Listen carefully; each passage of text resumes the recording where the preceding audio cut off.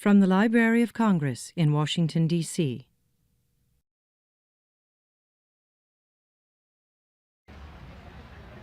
I'm very proud to be introducing this session's author, Steve Inskeep. Mr. Inskeep is the co-host, along with Renee Montagne, of NPR's Morning Edition, the most widely heard radio news program in the United States. He has traveled around the world for NPR News and has interviewed many notables such as presidents, warlords, authors, and musicians, as well as ordinary people, such as an American soldier who lost both feet in Afghanistan and a woman living in poverty in Tehran. Mr. Inskeep joined Morning Edition in 2004. He and the Morning Edition team have tried, and in my opinion succeeded, in making sense of events and focusing on how they affect real people. As a result of his outstanding reporting, he received a 2003 National Headliner Award for investigating a military raid that went wrong in Afghanistan, and a 2006 Robert F. Kennedy Journalism Award for The Price of African Oil, a series on conflict in Nigeria. Instant City, Life and Death in Karachi is a story of ordinary, often heroic people and their struggles to build one of the world's great megacities. Since 2002, Mr. Inskeep has regularly reported from Pakistan. His knowledge of the country and its people are evident in his telling of Karachi's unparalleled growth and the effects on its diverse population. The Christian Science Monitor said that this book is informative, ambitious, chaotic, and sometimes glorious, and the Washington Post's reviewer wrote that a tribute to Karachi is long overdue, and Inskeep provides one. Please join me in welcoming Mr. Steve Inskeep.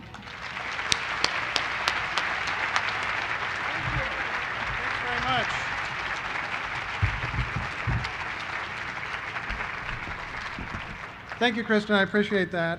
It's great to be introduced that way. It's especially great to be introduced by someone from the Library of Congress, to be associated with this event. I did a lot of the research for this book in the Library of Congress, right down beyond the Capitol over there. Once when I was going to the library, a taxi driver asked me why I was bothering to go to the library. He said, "I thought you guys just did all your research on the internet." And I said, actually, no, there's so much that is beyond the electronic cloud, which you find over there. So if you just joined me, let's hear it for the Library of Congress, a great institution.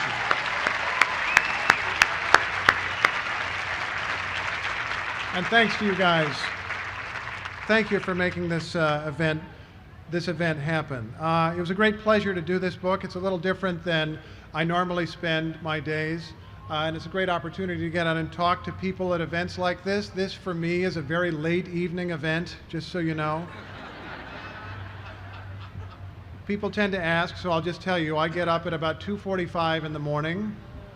I get into work about 3:45, maybe 4 o'clock. We go on the air at 5 a.m.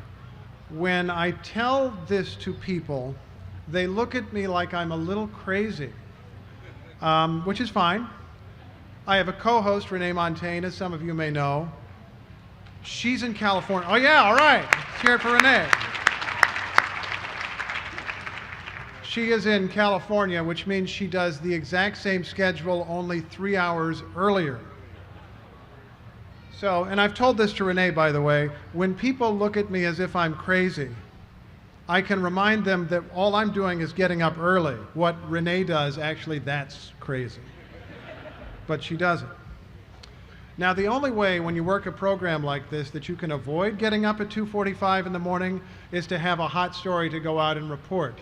And so what I like to do is go to troubled places and war zones so that I can get some rest. I first went to the city of Karachi in 2002 when I was working full-time as a correspondent. It was, for me at the beginning, just a way station on the way to the war in Afghanistan. I later went back as a reporter. I did not like it at first. It's huge. It felt dangerous. It was hard to understand. The first story that I was assigned to cover there was a court proceeding relating to the death of the Wall Street Journal reporter Daniel Pearl, who'd been killed in Karachi. So you don't have a positive image of a city as a journalist when that is the reason that you arrive. But I looked around and began seeing some of the different architecture, beginning to be amazed by the sheer scale of the place, the fact that I'd hardly heard of it before I showed up, and it's a city that seems to be larger than New York. It is immense. And I went back. I ended up doing a series of stories for NPR years later from Karachi, went back some more, went back even more. City has ended up being one of my companions in a way through this whole decade of reporting since 9/11 that many of us have done. And it's a way for me to try to understand the way that the Muslim world is changing, to understand the way that the urban world is changing, to understand the way that the developing world is changing. This is a city that at the end of World War II, 1945, had around 400,000 people, give or take. Today, the smallest, most conservative estimate for the size of this city is 13 million. Less than a single lifetime, it has exploded. I wrote down some words. I actually want your help here to try to figure out some of the ideas that we explore in this book. Just a few words that come to mind. It's in Pakistan. It's a majority Muslim city. It's a swiftly growing mega city. It's in the developing world. Diverse people coming from many places, many backgrounds and beliefs, struggling under pressure in the global economy. I just want to do a little word game with you guys for a minute, if it's okay. I just want to say some of those words, and will you throw back a single word to me, something that comes to mind. When you hear Pakistan, what's one thing that you think? Yell loudly. Terrorism, cricket. Okay. All right, this is great. Awesome. We're off to a good start. We have a sense of the breadth of this subject. Mega city. When you hear mega city, what's one word that comes to mind? China. Wrestling. Did somebody say wrestling? What? Bustling. It's huge. That's true. It's immense. One more. Another. Slums. Thank you very much. Now that is an important word. Let's keep that in mind. In fact, let me just go here for a moment. This is a city that does have immense neighborhoods that you would call slums. Many of them are known as kachiyabadis in the local parlance. They are informal settlements. That translates as temporary settlements. They are actually illegal settlements. People have seized chunks of land, built their homes, built improvised homes, often out of concrete blocks, and in fact, it has become an industry. You have someone who is actually a real estate developer, who is politically connected, who will grab a piece of land that may belong to the state and build thousands of houses, row houses, connected to one another, and sell them to poor people. And so slums, although that is seen by some as a pejorative term, gets to a vital part of this city. But there is another part of this city and of megacities like this around the world that I want you to be thinking about. Think about why it is that so many millions of people are moving to cities, why it is that the majority of the planet, for the first time in human history, is living in a city somewhere. I've got a description here of Karachi, which begins with an institution called the Karachi Boat Club. And I write, the Boat Club is the most revealing landmark of all. Club members meet for dinner on a terrace by the water. Men in suits and ties, beautiful women draped in brilliantly colored cloth. Everything about their surroundings. Tables overlooking a placid channel off the harbor, a perfectly tended garden, uniformed waiters delivering deliciously cooked fish serves as a reminder of Karachi's wealth. Those who imagine masses of poor people in a metropolis like Karachi have an image that is accurate, but incomplete. The laboring poor can make a fortune, even if they make it for somebody else. The marchers on December 28th, this is a book about a religious procession on December 28th, 2009. We're walking through the economic heart of one of the world's most populous nations, home to textile mills and a vast steel mill. Part of the procession route ran parallel to the financial district within sight of the office towers and the red neon sign of the Karachi Stock Exchange. Measured by their income, education, and health, Karachi residents are living better than people almost anywhere else in that country. People move there because they can make money. Of course, prosperity is not spread evenly. In poor neighborhoods, Some within a few blocks of the procession route, textile workers commonly bring home the equivalent of a few dollars per day. Many people have no jobs at all, and millions live with the consequences as well as the benefits of Karachi's economic activity. Pedestrians dodge streams of reddish liquid in the streets, said to be pollution from tanneries. The crowded neighborhood called Machar Colony is bisected by an open sewer the size of a river, its surface clogged with so many plastic bags and other debris that it almost seems possible to walk across the water. The sewage flows untreated into the same coastal waters where Karachi fishermen cast their nets, which brings us back to the deliciously cooked fish at the Karachi Boat Club.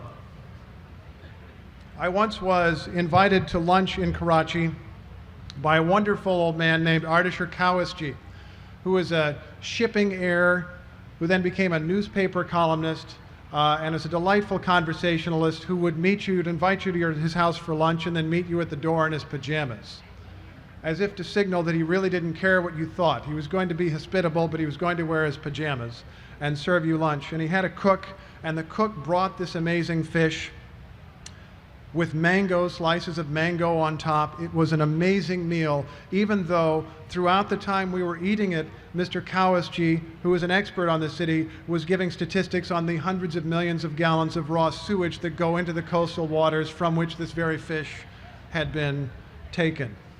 It's a city like that. Let me try a couple of other quick words here. If we talk about a city that's in the developing world where diverse people come from many places, what's a word when I say diverse? What's a word that comes to mind?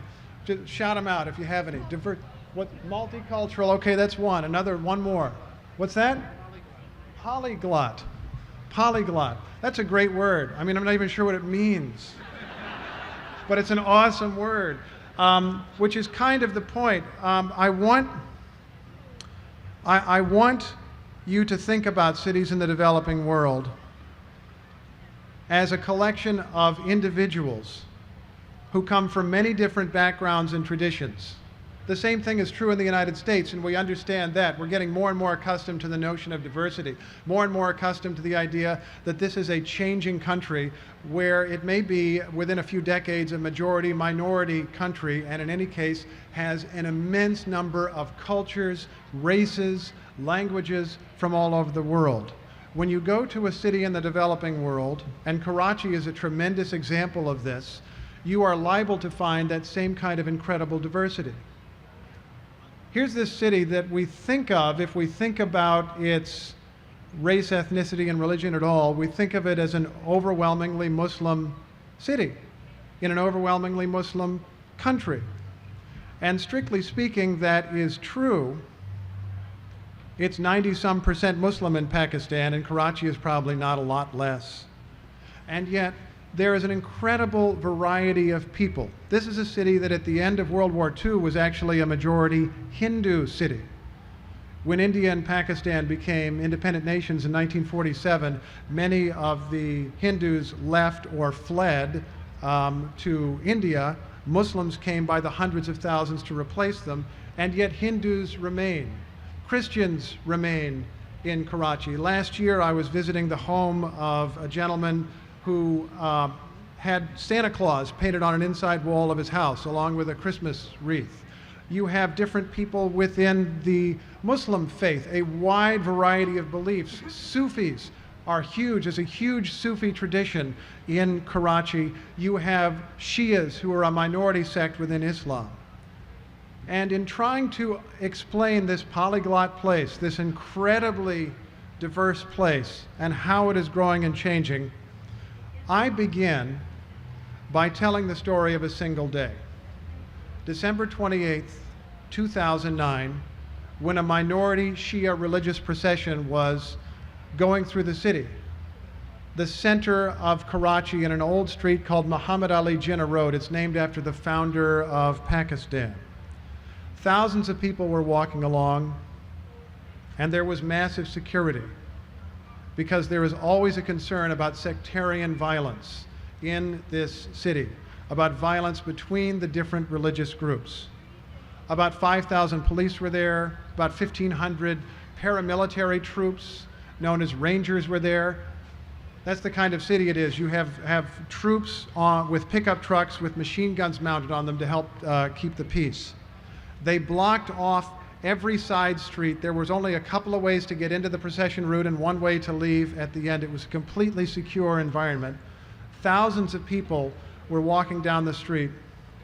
And as they neared a city that is called the KMC building, you could think of it as Karachi's old city hall. In the center of the city, they passed what looks like an oversized mailbox. The function of this oversized mailbox was actually to dispose of religious scripture. If you had a damaged Quran or a piece of paper with some Quranic inscriptions on it, you don't want to just throw it on the ground. You don't want to just throw it in the trash. You're supposed to take it to this box and slip it in there so that it can be properly disposed of. And it was in that box of wayward scripture that someone had placed a bomb, which devastated this procession, which turned out to be the beginning of a day of violence that to me was revealing about Karachi, revealing about Pakistan, revealing about the developing world, revealing about the global economy and the globalized situation that we all find ourselves in. I began to get more and more interested in that day. I began peeling back the layers of that one day to learn the history of how the city grew and changed the way that it did. How did so many different kinds of people come together? How had they struggled to live together? How had they succeeded? How had they failed? I was gratified that some of the reviewers of this book said that it began as if it were a sophisticated thriller. It was the first time anyone had ever called me sophisticated. But I couldn't really take credit for it. It wasn't me, it is the city. It is an incredibly intricate and in many ways suspenseful place to live. But it's an energizing and exciting place to live. It can be a thrilling place to live and a deeply saddening place to live. And I feel that when you learn about this day, you learn information that informs your perspective on news story after news story after news story. I mentioned that this city, Karachi, has kind of become a companion of mine during this last decade of trying to figure out a changing world since 9/11. That has continued to be the case. Just this past week, there was violence in Pakistan. It was one of the many responses that I'm sure you followed to a video produced in the United States denigrating the Prophet Muhammad. That was given as a reason for violence in many countries. It may well not have been the only reason for all the violence, but it was the reason that was given. In this book, I tell the story of a movie theater in central Karachi that to me was kind of a symbol of this place as a cultural crossroads. It's an amazing place, the Nishat Theater. I went in and talked with a ticket seller and manager who showed me his ledger book from years back. His favorite movie of all time, Terminator 2, had played there for 16 weeks. I didn't hold that against him. I did apologize at some point. No, I'm just kidding. But I mean, but they also showed Bollywood films from India. Indian films had been banned for years because of Pakistan's conflict with India, but eventually they came back. The connections between the two countries are too strong. They showed Urdu language films over the years that had been made inside Pakistan, although that industry has declined in recent years. They closed the theater for the central event of my book in 2009 for safety's sake for 4 days, but then reopened at the beginning of the year in 2010 to show Avatar, which was a gigantic hit for 5 weeks until they had to close again for more violence. Somehow these people kept going, and it became for me a symbol of the city's resilience. And then when the rioting came on Friday, I was sad to learn the theater had burned to the ground. That would have been just another random fire to me, except that I understood the meaning of it and the power of it. And the difficulty of getting up again in a city where some institution that you love, where you went to movies as a kid, has been burned and destroyed the next day. It's a difficult place to live. It's a difficult world that we live in. But the incidents of the last few days, as crazy as they have been, as crazy as the provocation of that video or film or whatever you want to call it was, as crazy as the response and reaction has been, as deadly as the reaction has been, it has underlined for me an important truth, a vital truth, maybe a central truth of our time, which is of the intense importance of listening to other people, of thinking about the other people in the world around us, different kinds of people than us, and whether we agree with them or not, making sure that there is an environment in which people can communicate, in which people can learn, in which people can listen. I think that, above all, is the reason that I, as a guy from Indiana, ended up getting so interested in a place that felt so different on the other side of the world, where people were different in any way, and yet if I sat down and listened to them, what I met at the end were human beings. People who on some level were people like me. And I don't mean to insult them by saying that, but at least a little like me. And I became really engaged in their stories. I'm happy to say what I'm holding here actually is the South Asia edition of this book.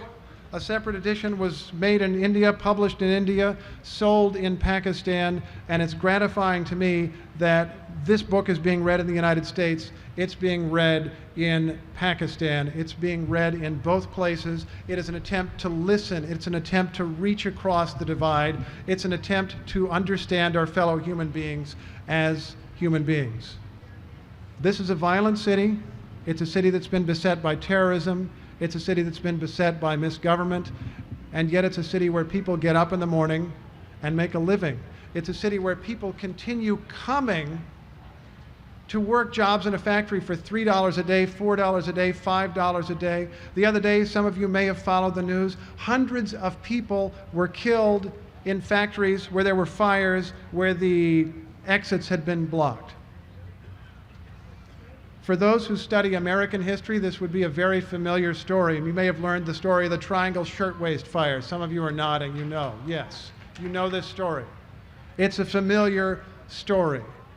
It's a human story. It is an outrage. And it's important to learn how people are living, and it's also important to realize that in spite of those outrages, people continue coming to the city. People continue making a living for their families. People find a way to endure. I want to spend the balance of my time taking your questions and hearing your comments about this city, but before doing that, I want to read you one other passage here that to me suggests the diverse nature of this city and the way that in spite of everything, people go on. Excuse me. I was working that evening with Amar Guerrero, who assisted my research for this book. And as we stepped out into the cool and humid night, I recalled something he had mentioned about Karachi. Alcohol, which is frowned upon somewhat in Islam, had never been completely outlawed in Pakistan, at least not for non-Muslims. And Amar said Karachi still had several dozen licensed liquor stores. They tended to be run by Hindus. And in theory, their customers would be non-Muslim. But of course, in South Asia, Muslims and Hindus tend to look the same. Deciding to visit a store, we climbed into a car and rolled through the quiet streets of the old central city. We came to a darkened street of old stone buildings and stepped through an arched gateway into an alley. The alley was strewn with trash. Off to the right, I saw a lighted window. Several customers stood in front of the window, waiting their turn to take wrapped packages from the men inside. I simply meant to observe, maybe chat with the store owner, but a man standing in the alley approached me. "You want a drink?" he said in English. "Where are you from?" "America." "America," he said. "Parlez-vous français? Parlez-vous français?" "No." "No." "You want a drink? Come have a drink with me. I have a room where we can go. You're my guest." "No, thank you." "Would you like some wine?" How about some wine? Parlez-vous français? He then said a considerable amount in French, although I didn't follow it. Amar and I looked at each other. Amar spoke 4 languages, but not this one. Later, the man switched back to English. I love Paris, he said, leaning into my face. To me, Paris and Karachi are the same. You can drink. He was not a young man. He had just a bit of very short gray hair and a gray beard. I can't remember his eyes. I may have been avoiding them. He wore a white shalwar kameez, which is the traditional loose clothing of Pakistan. His name was Lodi. He gave his full name, a grand one, several words long, which I am choosing to withhold, as he said he was Muslim. He led the way to the window and signaled the men inside, who passed him a selection of alcohol to choose from, all of it Pakistani made.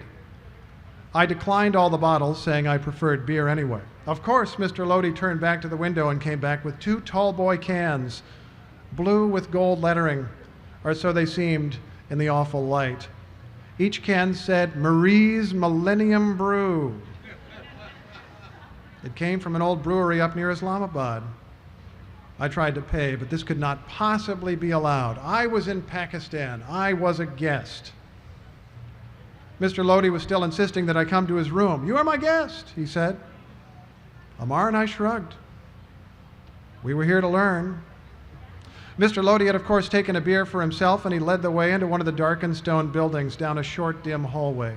Then he climbed a steel spiral staircase. At the top of the stairs, we emerged in a room with its window covered by a sheet. The light was bad, but in my memory, the walls were some kind of dirty pink.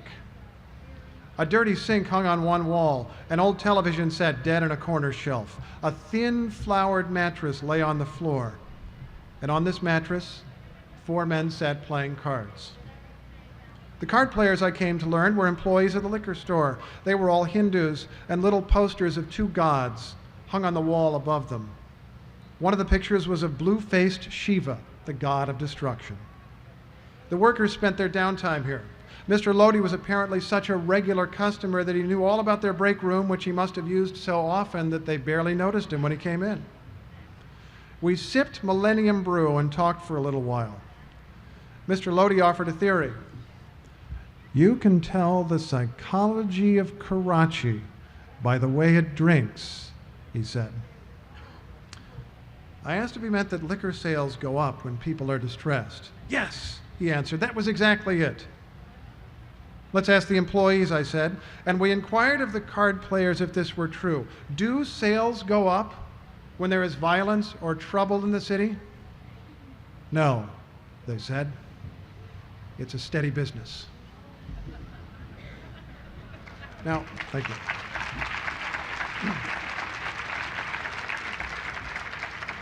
Now, when I tell that story, people often say afterward, I was convinced that by the end you were going to be kidnapped by those people. Was anybody thinking that here? Yeah, a couple people, thank you. It's okay, I really appreciate it, but think about that reaction for a minute. It is scary to open your mind, to open your heart, to open your ears to people who are very different than yourself in an environment that feels very foreign.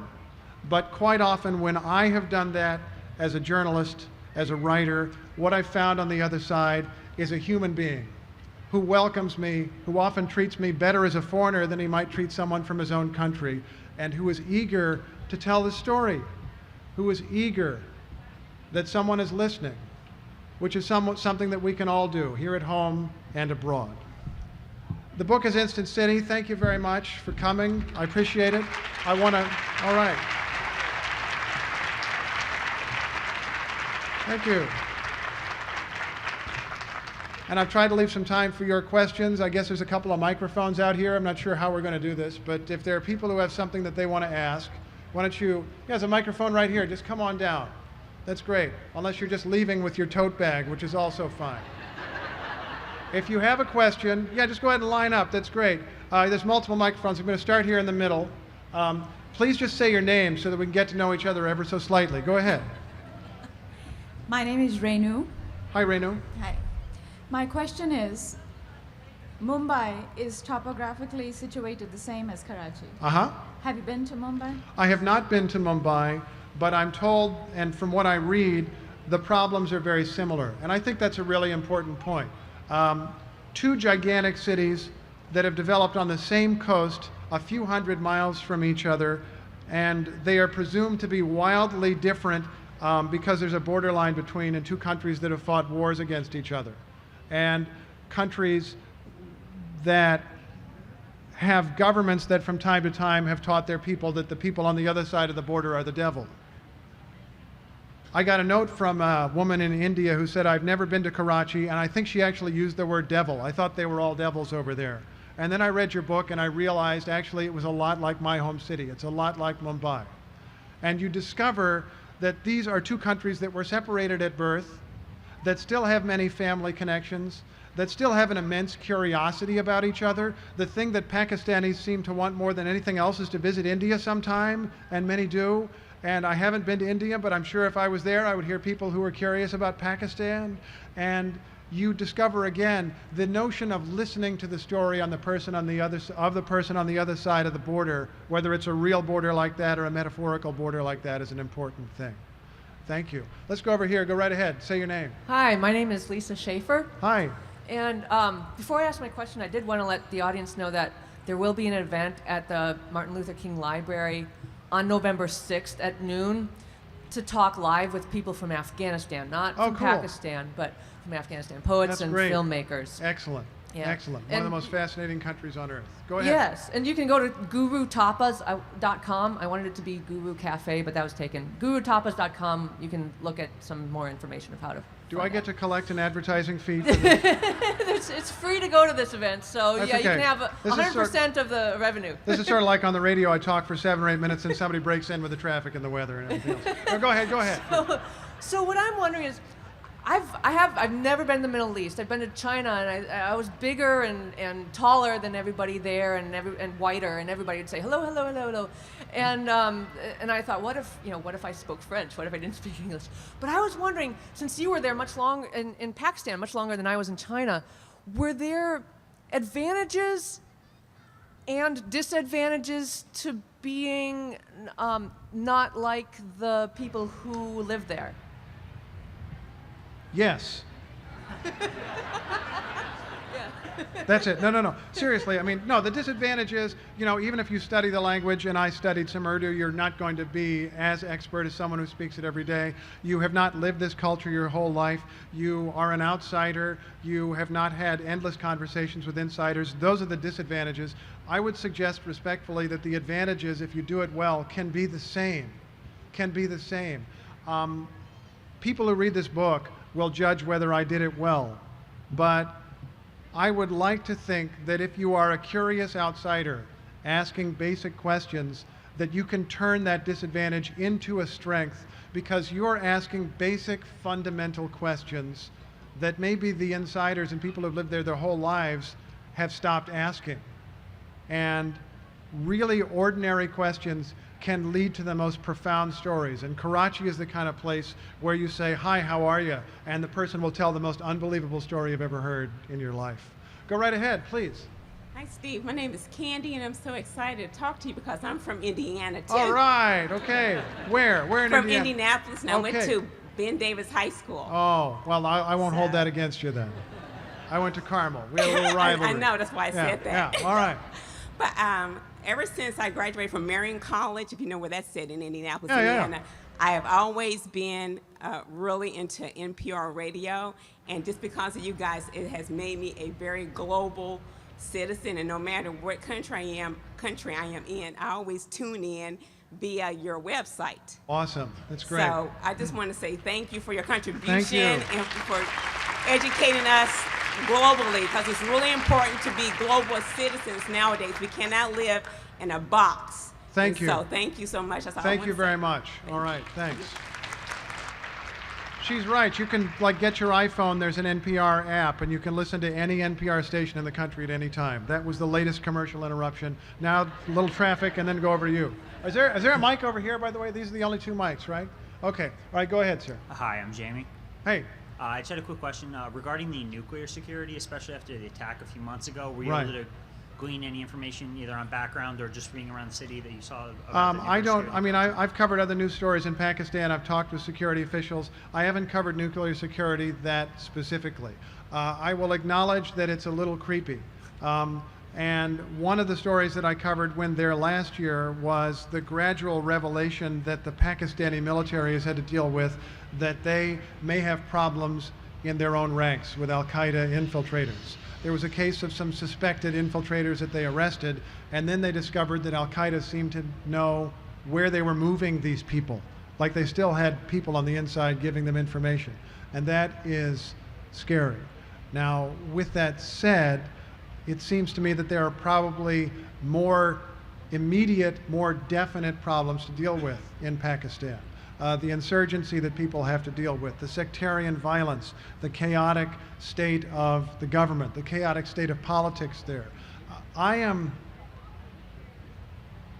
There is a potential catastrophe, and do not misread that, but it may be a larger concern in a country like Pakistan that, statistically speaking, close to half the people are not literate. That's not good. And that's actually something that we can wrestle with, or that they can wrestle with, and sometimes outsiders can help, that would make a vast difference in the governance of the country. The more immediate concern is the government that runs the place now, as opposed to who might steal a weapon here or there. Another question. Go right ahead. Oh, can't hear you, but we'll get that fixed any second. There we go. Please. David Goldfarb from New Jersey, a member of WBGO, your former home turf. Awesome. That's great. This is awesome. We learned from NPR and other sources how much the Muslim world was a shock for the maker of that YouTube video not being arrested. And I'm curious if you have stories of people listening to you, seeing you as a representative of America. Do you have any anecdotes to share? Yeah, they're also of the in shock reverse? that I have not been arrested. No.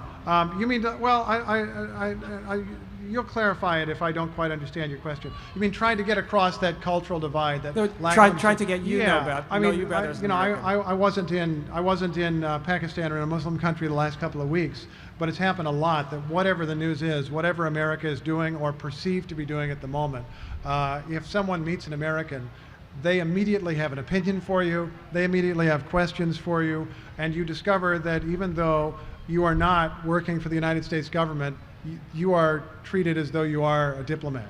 And people realize, like the minute you show up, like here's an American, now I'm going to tell them what I've been thinking for the longest time.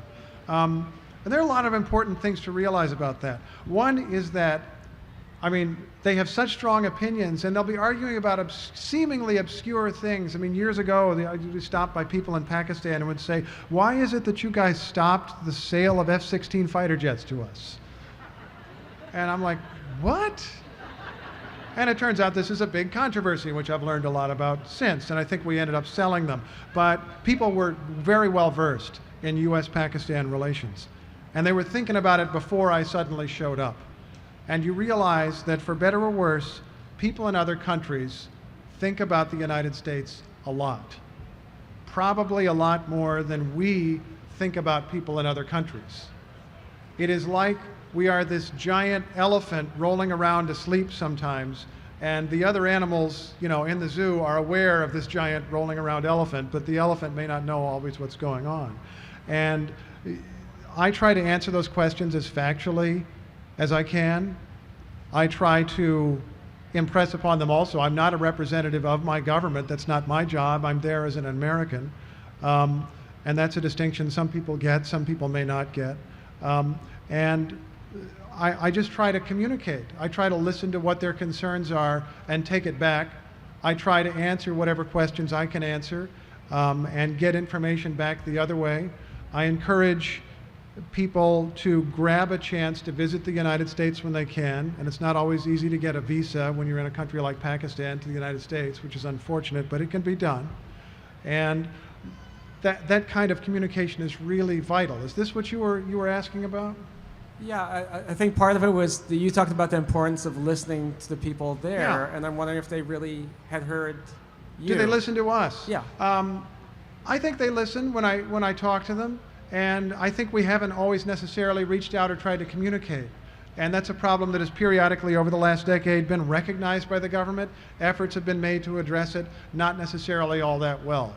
I thought it was unusual and innovative. Just this past week, the US government was running ads on Pakistani TV, playing clips of the president, playing clips of Secretary of State Clinton, and I can't quote the precise messages, but essentially they were emphasizing that the United States government is not the entity that did this video, and that they disapproved of it.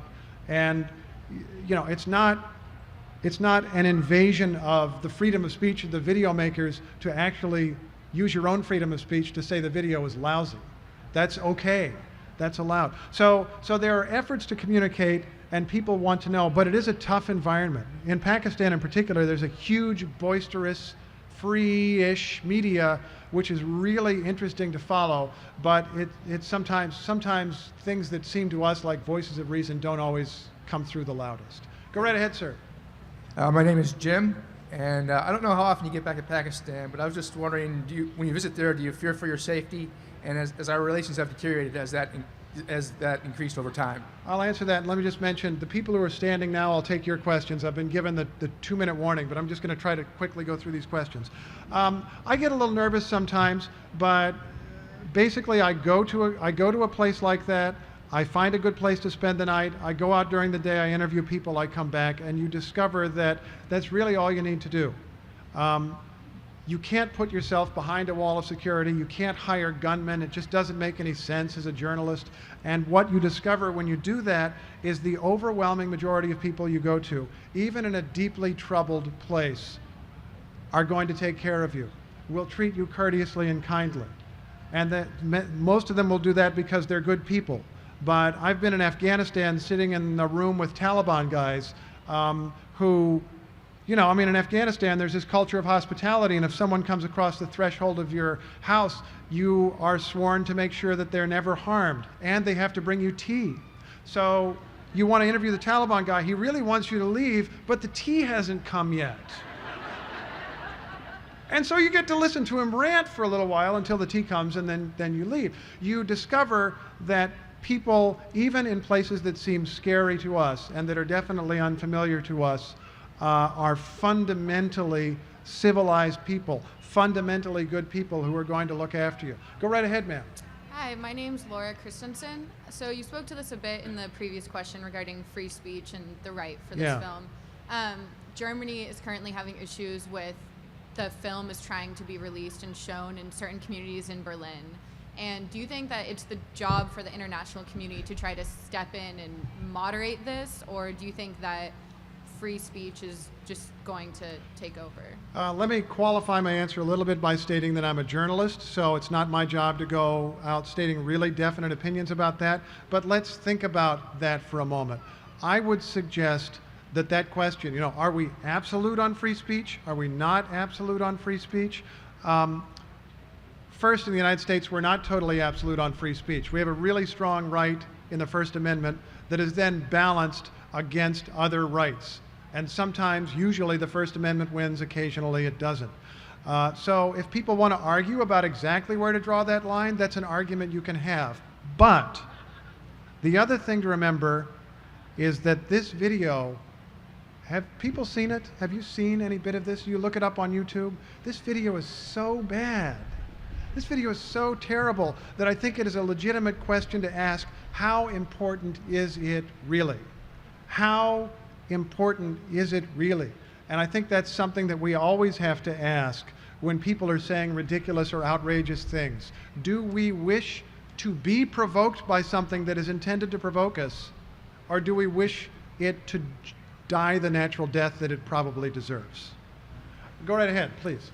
Hi, my name is Amanda. I'm originally from Central California, and I listen to your show all the time, so thank you for being here. Thank you. My question, though, is I'm not a journalist myself, but I've studied journalism in school, and the big debate that always comes up is with blogging and citizen journalism and whatnot, what is the future of journalism in the traditional sense of having to stay with strict standards of being factual and like trying to be as unbiased as possible? What do you think, as a journalist, do you think we're headed in a direction that can continue, or are you worried about the future of journalism? Well, journalists are still trying to figure out how to pay the bills in this new world. That is definitely true. It's not that people are consuming less journalism, it's that the market is atomized. Every other blog is out there. I think blogging is great. I follow a lot of them. I'm very active on Twitter, as some of you may know, and I learn a tremendous amount that way. The only thing I would suggest is that blogs that tell me what someone thinks are not necessarily the most valuable to me. What I think can be valuable if you're a journalist or a citizen journalist, a blogger, whatever, is when you reach out and engage with someone or something. And then tell me about that encounter. If you're really angry at some guy in your town who's trying to he's a developer or something, he's trying to build this ridiculous building and you're really angry and you want to blog about it, that may not be useful to me, but it'd be interesting to me when you call up the developer and talk with him.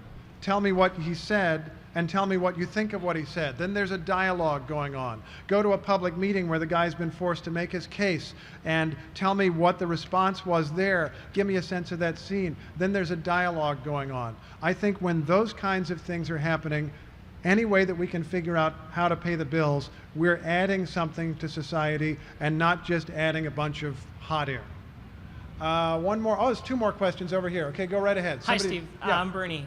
Just wanted to ask you, it sounds like obviously when you're going out as a journalist, you're trying to find that story, like what you're just talking about here with folks and making blogs and the like. And I feel like there's so much noise kind of in that media atmosphere. Especially on public radio. Go on. Well, least of all in public radio is that I was going to get at. How is it, do you think that we've kind of come to this point, and is it really just about folks trying to pay the bills, or how do you keep finding your north, your media north, so that you're... Yeah, I mean, some of it is folks trying to pay the bills. If you voice a really strong or outrageous opinion, you get a lot of hits on the web.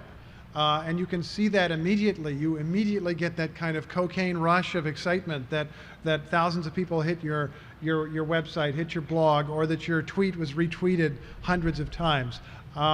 And I think the way that I try to find my north there is very much like I just said. I want to work really hard to tell stories. I'd like lots of people to find them on the web or find them on the radio. I'd like people to be compelled, but I want to make sure that I'm listening to other people, that I'm learning what other people do. My parents were school teachers. They're retired now in Indiana. All right, let's hear it for public education. Thank you. My parents were school teachers, and what they did for a living then was learn something and pass it on. And that's what I want to do every day, is learn something and pass it on. Meet someone you would never otherwise have met and introduce them to you. Last question, ma'am. Go right ahead. I'm Naza Qureshi, and I'm a resident of Washington, D.C., but originally from Pakistan and a lover of Karachi, the richness and the cultural richness and the energy of Karachi. And I wanted to know from your perspective, what do you see as some of the greatest challenges as well as solutions emerging for a city like Karachi, where you have multiple ethnic groups, multiple different socioeconomic classes, congestion, and all the challenges that you have, and with a particular focus on the entrepreneurs and the role of culture and spaces that one can create in Karachi, where you bring together the youth and the individuals from different culture and socioeconomic classes together around a common I could spend another hour answering that question, but I'm going to limit myself to one thing. I'm going to suggest the necessity of good governance. Basic, ordinary governance. I mean, it's a chaotic place. There's a lot of corruption. This is hard for Americans to understand because we're in the capital of a country that is very smoothly and well and honestly governed, right? I mean, we don't have